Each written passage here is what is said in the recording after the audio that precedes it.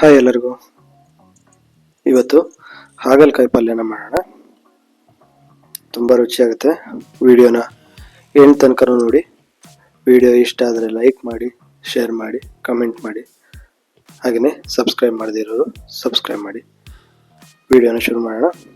ಮೊದಲಿಗೆ ಹಾಗಲಕಾಯಿನ ಚೆನ್ನಾಗಿ ತೊಳ್ಕೊಬೇಕು. ನಂತರ ಸಣ್ಣದಾಗಿ ಕಟ್ ಮಾಡ್ಕೊಳ್ಬೇಕು.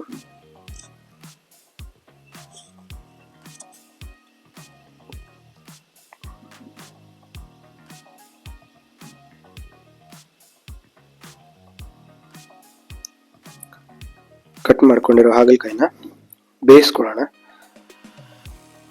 ಬೇಯಿಸ್ಕೊಳ್ಳೋದು ಯಾಕೆ ಅಂದರೆ ಅದರ ಕೈ ಅಂಶ ಎಲ್ಲ ಹೊರ ಹೋಗ್ಲಿ ಅಂತ ಅಷ್ಟೇ.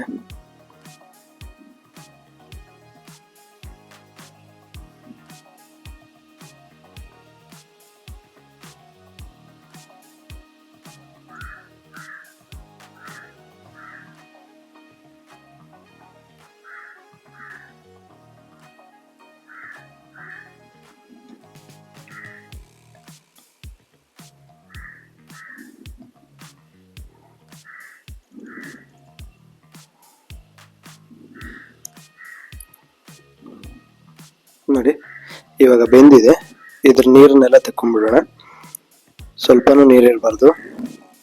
ನೀರಿದ್ರೆ ಸ್ವಲ್ಪ ಕಹಿ ಅಂಶ ಇರುತ್ತೆ, ಅದಕ್ಕೋಸ್ಕರ ನೀರು ತಕ್ಕೊಂಡ್ಬಿಡೋಣ. ಇವಾಗ ಪಲ್ಯ ಮಾಡೋದಕ್ಕೆ ಒಂದು ಬಾಣಲೆನ ಇಟ್ಟು ಒಂದು 3 ಸ್ಪೂನ್ ಎಣ್ಣೆ, ಹಾಗೆಯೇ ಒಂದು ಅರ್ಧ ಸ್ಪೂನ್ ಸಾಸಿವೆ, ಒಂದು 8 ರಿಂದ 10 ಹೆಸರು ಬೆಳ್ಳುಳ್ಳಿ ಚೆನ್ನಾಗಿ ಫ್ರೈ ಮಾಡ್ಕೋಬೇಕು. ಫ್ರೈ ಆಗ್ತಾ ಇದ್ದಾಗೇ ಇವಾಗ ಈರುಳ್ಳಿನ ಹಾಕ್ಬಿಡೋಣ. ಒಂದು ದೊಡ್ಡ ಈರುಳ್ಳಿ ಸಣ್ಣಗೆ ಹೆಚ್ಕೊಂಡಿರೋದು.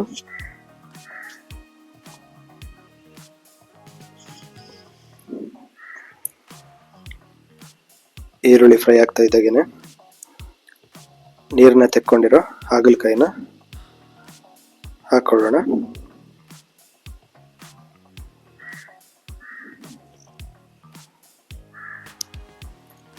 ಅದಕ್ಕೆ ಇವಾಗ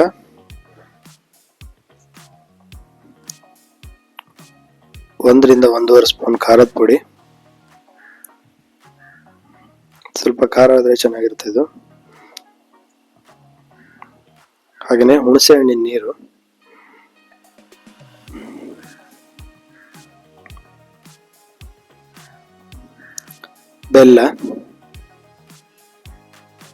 ಬೆಲ್ಲನೂ ಅಷ್ಟೇ ಜಾಸ್ತಿ ಹಾಕೊಳ್ಬೇಕು.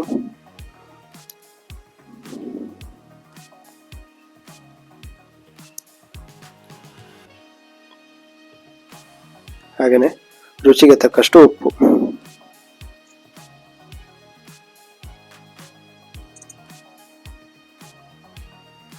ಒಂದು 1/4 ಸ್ಪೂನ್ ಅರಿಶಿಣ.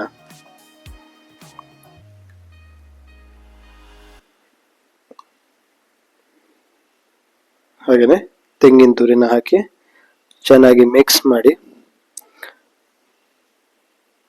ಒಂದು 5 ರಿಂದ 10 ನಿಮಿಷ ಬೇಯಿಸ್ಕೊಂಡ್ರೆ ಹಾಗಲಕಾಯಿ ಪಲ್ಯ ರೆಡಿ.